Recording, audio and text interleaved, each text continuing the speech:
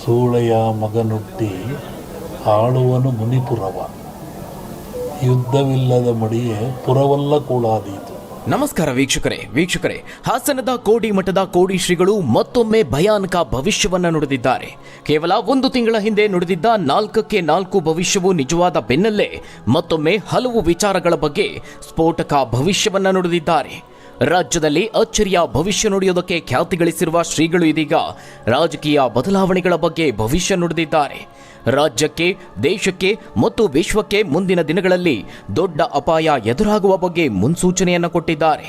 ಹಿಂದೆಲ್ಲ ಮಳೆ, ಬೆಳೆ, ಜಲ, ವಾಯು ಬಗ್ಗೆ ಭವಿಷ್ಯವನ್ನು ನುಡಿದಿದ್ದ ಶ್ರೀಗಳು ಈಗ ಅತ್ಯಂತ ಭಯಾನಕ ವಿನಾಶದ ಭವಿಷ್ಯವನ್ನು ನುಡಿದಿದ್ದಾರೆ. ರಾಜ್ಯದ ಬಗ್ಗೆ ಮಾತ್ರವಲ್ಲದೆ ದೇಶಕ್ಕೆ ಮುಂದಿನ ದಿನಗಳಲ್ಲಿ ದುಃಖ ಎದುರಾಗಲಿದೆ ಅಂತ ಹೇಳಿದ್ದಾರೆ. ಮತ್ತೊಂದು ಗಂಡಾಂತರದ ಎಚ್ಚರಿಕೆಯನ್ನು ಕೊಟ್ಟಿದ್ದಾರೆ. ಒಂದು ಕಡೆ ಸಿಎಂ ಸಿದ್ದರಾಮಯ್ಯ ಅವರ ಬಗ್ಗೆ, ಮುಖ್ಯಮಂತ್ರಿ ಕುರ್ಚಿಯ ಬಗ್ಗೆ ಎರಡೆರಡು ಭವಿಷ್ಯವನ್ನು ನುಡಿದ್ರೆ, ಮತ್ತೊಂದೆಡೆ ಕೇಂದ್ರ ರಾಜಕಾರಣದಲ್ಲಿ ನರೇಂದ್ರ ಮೋದಿ ಅವರಿಗೆ ಎದುರಾಗುವ ಸವಾಲಿನ ಬಗ್ಗೆಯೂ ಮಾತನಾಡಿದ್ದಾರೆ. ಅಲ್ಲದೆ ರಾಜ್ಯದಲ್ಲಾಗುವ ಮಳೆ, ಬೆಳೆ, ಜಲಸ್ಫೋಟದ ಬಗ್ಗೆಯೂ ಕುತೂಹಲಕಾರಿ ಮಾಹಿತಿಯನ್ನು ಬಿಚ್ಚಿಟ್ಟಿದ್ದಾರೆ. ಹಾಗಾದ್ರೆ ದೇಶಕ್ಕೆ ಎದುರಾಗುವ ಆ ಮಹಾಕಂಟಕ ಯಾವುದು?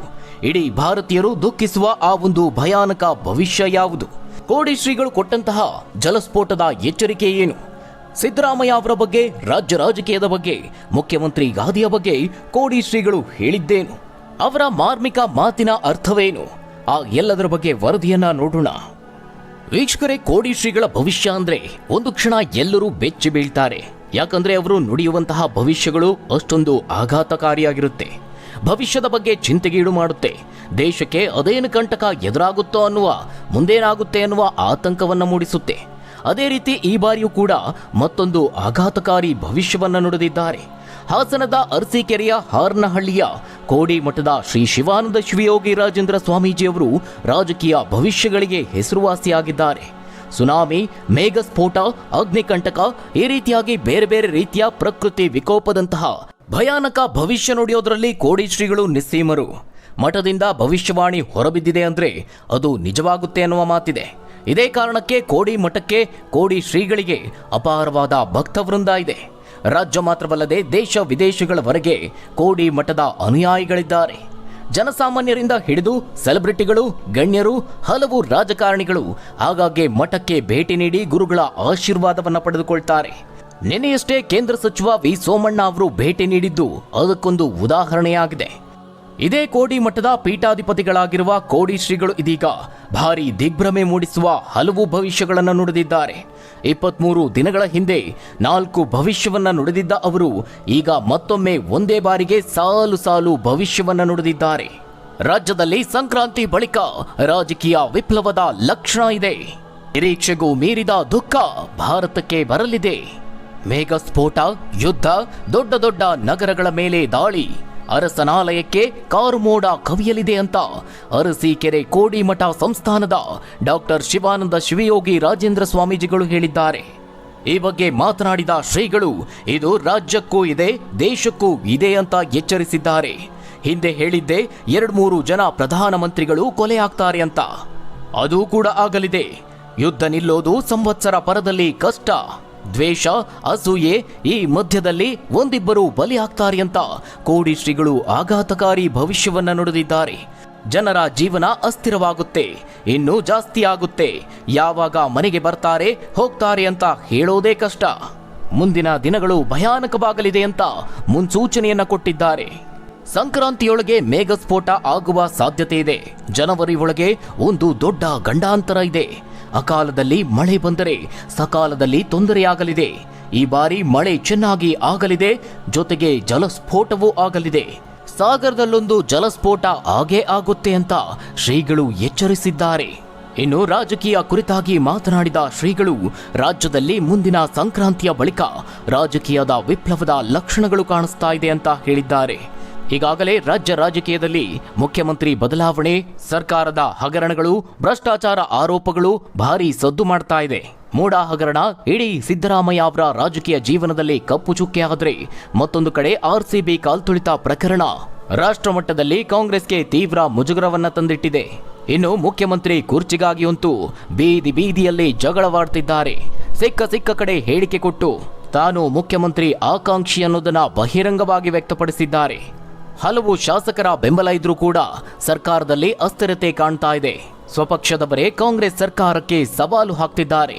ಅನುದಾನ ಸಿಗ್ತಿಲ್ಲ ಅಂತ ಒಂದು ಕಡೆಯಾದ್ರೆ ಮತ್ತೊಂದೆಡೆ ಭ್ರಷ್ಟಾಚಾರದ ಆರೋಪವನ್ನ ಮಾಡ್ತಿದ್ದಾರೆ. ಯಾವುದೇ ಕ್ಷಣದಲ್ಲಿ ಏನ್ ಬೇಕಾದ್ರೂ ಆಗುವಂತಹ ಪರಿಸ್ಥಿತಿ ಇದೆ. ಹೀಗಿರುವಾಗಲೇ ರಾಜ್ಯ ರಾಜಕೀಯದ ಬಗ್ಗೆ ಭವಿಷ್ಯ ನುಡಿಯೋದ್ರಲ್ಲಿ ನಿಸ್ಸೀಮರಾಗಿರುವ ಕೋಡಿ ಶ್ರೀಗಳು ರಾಜಕೀಯ ವಿಪ್ಲವದ ಲಕ್ಷಣ ಕಾಣ್ತಿದೆ ಅಂತ ಹೇಳಿದ್ದಾರೆ. ಇದು ಸದ್ಯ ರಾಜಕೀಯ ವಲಯದಲ್ಲಿ ಗುಲ್ಲೆಬ್ಬಿದೆ. ಕೋಡಿ ಶ್ರೀಗಳ ಈ ಭವಿಷ್ಯವಾಣಿ ಸಂಚಲನ ಮೂಡಿಸಿದೆ. ಆದಾಗ್ಯೂ ಶ್ರೀಗಳು ಕರ್ನಾಟಕದ ಮುಖ್ಯಮಂತ್ರಿ ಸಿದ್ದರಾಮಯ್ಯ ಅವರಿಗೆ ಏನೂ ತೊಂದರೆ ಇಲ್ಲ ಅಂತ ಹೇಳಿದ್ದಾರೆ. ಸಂಕ್ರಾಂತಿಯ ನಂತರದಲ್ಲಿ ಮತ್ತೊಮ್ಮೆ ಭವಿಷ್ಯ ನುಡಿಯೋದಾಗಿ ಹೇಳಿದ್ದಾರೆ.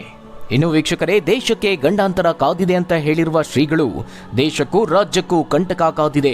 ದ್ವೇಷ ಅಥವಾ ಅಸೂಯೆಯಿಂದ ಒಂದಿಬ್ಬರು ಬಲಿಯಾಗಲಿದ್ದಾರೆ. ಅಕಾಲದಲ್ಲಿ ಮಳೆ ಬರುತ್ತಿರುವ ಹಿನ್ನೆಲೆಯಲ್ಲಿ ಸಕಾಲದಲ್ಲಿ ಮಳೆಯ ಕೊರತೆಯಾಗಲಿದೆ. ಈ ಯುದ್ಧ ನಿಲ್ಲುವುದು ಈ ಸಂವತ್ಸರದಲ್ಲಿ ಕಷ್ಟ ಅಂತ ಪರೋಕ್ಷವಾಗಿ ಇರಾನ್ ಇಸ್ರೇಲ್ ಯುದ್ಧವನ್ನ ಉಲ್ಲೇಖಿಸಿದ್ದಾರೆ. ಇಲ್ಲಿ ಪ್ರಮುಖವಾಗಿ ಕೋಡಿ ಶ್ರೀಗಳು ಹೇಳಿರುವ ಮಾತಂದ್ರೆ ನಮ್ಮ ದೇಶಕ್ಕೆ ಊಹಿಸಲು ಅಸಾಧ್ಯವಾದ ದುಃಖ ಎದುರಾಗುತ್ತೆ ಅಂತ ಹೇಳಿರೋದು. ಇತ್ತೀಚೆಗೆ ಅಹಮದಾಬಾದ್ ಏರ್ಪೋರ್ಟ್ನಿಂದ ಟೇಕ್ ಆಫ್ ಆದ ವಿಮಾನ ಇದ್ದಕ್ಕಿದ್ದ ಹಾಗೆ ಕೆಲವೇ ಸೆಕೆಂಡುಗಳಲ್ಲಿ 241 ಪ್ರಯಾಣಿಕರ ಸಮೇತವಾಗಿ ಪತನಗೊಂಡಿದ್ದು ಇಡೀ ದೇಶಕ್ಕೆ ಶಾಕ್ ಕೊಟ್ಟಿತ್ತು. ಈ ಬಗ್ಗೆಯೂ ಕೋಡಿ ಶ್ರೀಗಳು ಈ ಮೊದಲೇ ವಾಯುಕಂಟಕ ಇದೆ ಅಂತ ಎಚ್ಚರಿಕೆಯನ್ನ ಕೊಟ್ಟಿದ್ರು. ಇದೀಗ ಇಡೀ ದೇಶ ದುಃಖತಪ್ತವಾಗಲಿದೆ ಅಂತ ಹೇಳಿರೋದು ಮತ್ತೊಂದು ಆತಂಕಕ್ಕೆ ಕಾರಣವಾಗಿದೆ. ಕೇವಲ ಇದಿಷ್ಟೇ ಅಲ್ಲದೆ ವೀಕ್ಷಕರೇ, ಕೊರೋನಾ ಬಗ್ಗೆಯೂ ಶ್ರೀಗಳು ಮಾತನಾಡಿದ್ದಾರೆ. ಕೊರೋನಾ ಇನ್ನೊಂದು ರೂಪವನ್ನ ತಾಳಲಿದೆ. ಸಾವು ನೋವು ಕಡಿಮೆ ಇದ್ದರೂ ಸಮಸ್ಯೆ ಇದ್ದೇ ಇದೆ ಅಂತ, ಕೊರೋನಾ ದೇಶದ ಜನರನ್ನ ಮತ್ತಷ್ಟು ದಿನಗಳವರೆಗೆ ಕಾಡಲಿದೆ ಅಂತ ಹೇಳಿದ್ದಾರೆ. ಇನ್ನು ಒಂದು ಮಾರ್ಮಿಕ ಮಾತನ್ನ ಆಡಿರುವಂತಹ ಶ್ರೀಗಳು ಇದರ ಅರ್ಥವನ್ನ ಮುಂದಿನ ದಿನಗಳಲ್ಲಿ ಹೇಳೋದಾಗಿ ತಿಳಿಸಿದ್ದಾರೆ. ಸೂಳಿಯ ಮಗನುಟ್ಟಿ ಆಳುವನು ಮುನಿಪುರವ, ಯುದ್ಧವಿಲ್ಲದೆ ಮಡಿಯೇ ಪುರವೆಲ್ಲ ಕೂಳಾದೀತು. ಇಂತಹದೊಂದು ಮಾರ್ಮಿಕ ಭವಿಷ್ಯವನ್ನ ನುಡಿದು ಮತ್ತಷ್ಟು ಕುತೂಹಲವನ್ನ ಮೂಡಿಸಿದ್ದಾರೆ. ಇನ್ನು ಜಾಗತಿಕವಾಗಿ ಕೆಲವು ದೇಶಗಳು ಮುಳುಗಲಿವೆ, ಕೆಲವು ದೇಶಗಳು ಏಳಲಿವೆ. ವಾಯು ಪ್ರಳಯ ಭೂಪ್ರಳಯವಾಗುತ್ತದೆ ಅಂತ ಕೋಡಿ ಶ್ರೀಗಳು ಭವಿಷ್ಯವನ್ನ ನುಡಿದಿದ್ದಾರೆ. ನಿನ್ನೆಯಷ್ಟೇ ಕೋಡಿ ಮಠದಲ್ಲಿ ಈ ಒಂದು ಭವಿಷ್ಯವನ್ನ ನುಡಿದಿದ್ದು, ಇದಕ್ಕೂ ಮೊದಲು ಕೇಂದ್ರ ಸಚಿವ ವಿ ಸೋಮಣ್ಣ ಅವರು ಕೋಡಿ ಶ್ರೀಗಳನ್ನ ಭೇಟಿಯಾಗಿ ಆಶೀರ್ವಾದವನ್ನ ಪಡೆದುಕೊಂಡಿದ್ದಾರೆ. ಕೋಡಿ ಮಠ ಮತ್ತು ನಮಗೂ ಹಿಂದಿನಿಂದಲೂ ಅವಿನಾಭಾವ ಸಂಬಂಧ ಅಂತ ಹೇಳಿದ್ದಾರೆ. ಕೋಡಿ ಶ್ರೀಗಳಿಗೆ ಶಾಲು ಹೊದಿಸಿ ಹಾರ ಹಾಕಿ ಫಲಪುಷ್ಪವನ್ನ ನೀಡಿದ ಸೋಮಣ್ಣ ಅವರು ಕೋಡಿ ಶ್ರೀಗಳು ಅವರ ಬೆನ್ನು ತಟ್ಟಿ ಪಕ್ಕದಲ್ಲಿ ಕೂರುವಂತೆ ಸೂಚನೆ ಕೊಟ್ಟಿದ್ದಾರೆ. ಇದೇ ಸಂದರ್ಭದಲ್ಲಿ ಮಾತನಾಡಿದ ಕೇಂದ್ರ ಸಚಿವ, ರಾಜಕಾರಣ ಮುಳ್ಳಿನ ಹಾಸಿಗೆ ಇದ್ದಂತೆ, ಇದು ನಿಂತ ನೀರಲ್ಲ. ನಾನು ವಿಧಾನಸಭಾ ಚುನಾವಣೆಯಲ್ಲಿ 2 ಕಡೆಯೂ ಸೋತಿದ್ದೆ. ರಾಜಕೀಯ ವೃತ್ತಿ ಜೀವನದಲ್ಲಿ ಬಹಳ ದಿಗ್ಭ್ರಾಂತಿಯಿಂದ ಇದ್ದ ದಿನವದು. ಕೋಡಿ ಮಠಕ್ಕೆ ಬಂದಿದ್ದ ವೇಳೆ ಶ್ರೀಗಳು 3 ತಿಂಗಳು ಕಾಯಿ ದಕ್ಷಿಣದಿಂದ ಉತ್ತರಕ್ಕೆ ಹೋಗ್ತೀಯಾ ಅಂತ ಶ್ರೀಗಳು ಹೇಳಿದ್ದನ್ನ 2 ವರ್ಷಗಳ ಹಿಂದಿನ ಘಟನೆಯನ್ನ ಸೋಮಣ್ಣ ಅವರು ನೆನಪಿಸಿಕೊಂಡಿದ್ದಾರೆ. ಇನ್ನು ಸೋಮಣ್ಣ ಅವರು ಸುಮಾರು 30-40 ವರ್ಷಗಳಿಂದ ಮಠಕ್ಕೆ ಬರುತ್ತಿದ್ದಾರೆ. ಅವರು ಅಧಿಕಾರವಿಲ್ಲದೆ ಜನತಾ ಬಜಾರ್ನಲ್ಲಿ ಕೆಲಸ ಮಾಡ್ತಿದ್ದಂತಹ ಸಂದರ್ಭದಿಂದಲೂ ಮಠದ ಭಕ್ತರಾಗಿದ್ದವರು. ಈಗ ಸಾಕಷ್ಟು ಬೆಳೆದಿದ್ದಾರೆ ಅಂತ ಕೋಡಿ ಶ್ರೀಗಳು ಕೇಂದ್ರ ಸಚಿವರ ಬಗ್ಗೆ ಅಭಿಮಾನದ ಮಾತುಗಳನ್ನಾಡಿದ್ದಾರೆ. ವೀಕ್ಷಕರೇ, ಇವೆಲ್ಲವೂ ಒಂದು ಕಡೆಯಾದರೆ ಮತ್ತೊಂದು ಅಚ್ಚರಿಯ ವಿಚಾರವನ್ನ ಇಲ್ಲಿ ಹೇಳಲೇಬೇಕು. ಸುಮಾರು 2 ತಿಂಗಳ ಹಿಂದೆ ನುಡಿದಿದ್ದ 4ಕ್ಕೆ 4 ಭವಿಷ್ಯವು ನಿಜವಾಗಿದೆ. ವಿಶ್ವದೆಲ್ಲೆಡೆ ಅಸಂತೋಷ, ದೇಶಗಳ ನಡುವೆ ಉದ್ವಿಗ್ನತೆಯ ಬಗ್ಗೆ ಕೋಡಿ ಶ್ರೀಗಳು 2 ತಿಂಗಳ ಹಿಂದೆ ಭವಿಷ್ಯವನ್ನ ನುಡಿದಿದ್ರು. ಅದರಂತೆಯೇ ಆಪರೇಷನ್ ಸಿಂಧೂರ್ ಕಾರ್ಯಾಚರಣೆ ಆರಂಭವಾಗಿ ಯುದ್ಧದ ಭೀತಿ ಎದುರಾಯಿತು. ಆದರೆ ಕದನ ವಿರಾಮ ಏರ್ಪಟ್ಟ ಹಿನ್ನೆಲೆಯಲ್ಲಿ ಸದ್ಯ 2 ದೇಶಗಳ ನಡುವೆ ಸಾವು ನೋವು ಇಲ್ಲದಿದ್ರೂ ಬಿಗುವಿನ ಪರಿಸ್ಥಿತಿ ಮುಂದುವರೆದಿದೆ. ಅದೇ ರೀತಿ ರಷ್ಯಾ ಉಕ್ರೇನ್ ಮೇಲೆ ನಡೆಸಿದ ಡ್ರೋನ್ ದಾಳಿ, ದೇಶದಲ್ಲಿ ನಡೆದಂತಹ ಅಗ್ನಿ ಅವಘಡಗಳು, ಬೆಂಗಳೂರು ನಗರದಲ್ಲಿ ಮಳೆಗಾಲಕ್ಕೂ ಮುಂಚೆಯೇ ಸತತವಾಗಿ ಸುರಿದಂತಹ ಧಾರಾಕಾರ ಮಳೆಯ ಬಗ್ಗೆಯೂ ಕೋಡಿ ಶ್ರೀಗಳು ನುಡಿದಿದ್ದ ಭವಿಷ್ಯಕ್ಕೆ ಹೋಲಿಕೆ ಮಾಡಿ ನೋಡಿದಾಗ ಶ್ರೀಗಳು ಹೇಳಿದಂತೆ ಭವಿಷ್ಯಗಳು ನಿಜವಾಗಿರುವುದು ಕಂಡುಬಂದಿದೆ. ವೀಕ್ಷಕರೇ, ಕಳೆದ ತಿಂಗಳಲ್ಲಿ ಅಮೆರಿಕಾದ ಮಧ್ಯಭಾಗದಲ್ಲಿ ಬೀಸಿದ ಸುಂಟರ್ಗಾಳಿ ಹೊಡೆತಕ್ಕೆ ಬರೋಬ್ಬರಿ 27 ಮಂದಿ ಮೃತಪಟ್ಟಿದ್ದಾರೆ. ಕೋಡಿ ಶ್ರೀಗಳು ಸಹ ವಾಯುಕಂಟಕದ ಬಗ್ಗೆ ಭವಿಷ್ಯವನ್ನ ನುಡಿದಿದ್ರು ಅನ್ನೋದು ಇಲ್ಲಿ ಗಮನಾರ್ಹ ವಿಚಾರ. ಇನ್ನು ಜಾಗತಿಕವಾಗಿ ಏನಾದರೂ ಗಂಭೀರ ಬೆಳವಣಿಗೆಗಳು ನಡೆದರೆ, ಪ್ರಾಕೃತಿಕ ವಿಕೋಪ ಸಂಭವಿಸಿದ್ರೆ ಕೋಡಿ ಮಠದ ಶ್ರೀಗಳು ಹಿಂದೆ ನುಡಿದಿದ್ದ ಭವಿಷ್ಯ ಮತ್ತೆ ಮುನ್ನೆಲೆಗೆ ಬರುತ್ತೆ. ಅಕಾಲಿಕ ಮಳೆಯಿಂದ ಸಾಕಷ್ಟು ತೊಂದರೆಯನ್ನ ಎದುರಿಸುತ್ತಿದ್ದಾಗಲೂ ಕೋಡಿ ಶ್ರೀಗಳ ಭವಿಷ್ಯವನ್ನ ತುಲನೆ ಮಾಡಲಾಗಿತ್ತು. ಭಾರತ ಮತ್ತು ಪಾಕಿಸ್ತಾನ ನಡುವಿನ ಸಂಘರ್ಷವನ್ನ ದೇಶದ ಉತ್ತರ ಭಾಗದಲ್ಲಿ ತೊಂದರೆಯಾದೀತು ಅಂತ ಶ್ರೀಗಳು ಮೊದಲೇ ಎಚ್ಚರಿಸಿದ್ರು. ರಾಜ್ಯ, ದೇಶ ಮತ್ತು ರಾಜಕೀಯಕ್ಕೆ ಸಂಬಂಧಿಸಿದ ಭವಿಷ್ಯವನ್ನ ಶ್ರೀಗಳು ಸಾಮಾನ್ಯವಾಗಿ ಸಂಕ್ರಾಂತಿ ಯುಗಾದಿ ಹಬ್ಬದ ವೇಳೆ ನುಡಿಯುತ್ತಾರೆ.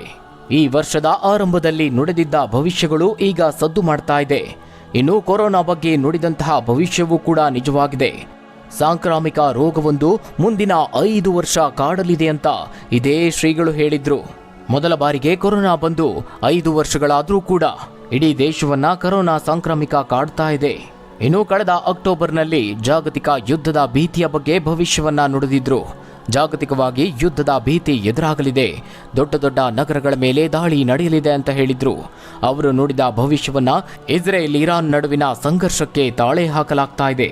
ಕೋಡಿ ಶ್ರೀಗಳ ಭವಿಷ್ಯದ ಪ್ರಕಾರವಾಗಿ ಜುಲೈ ಅಂತ್ಯದೊಳಗೆ ಜಾಗತಿಕ ಸಂಘರ್ಷಕ್ಕೆ ತಕ್ಕ ಮಟ್ಟಿನ ನೆಮ್ಮದಿ ಸಿಗಬಹುದು.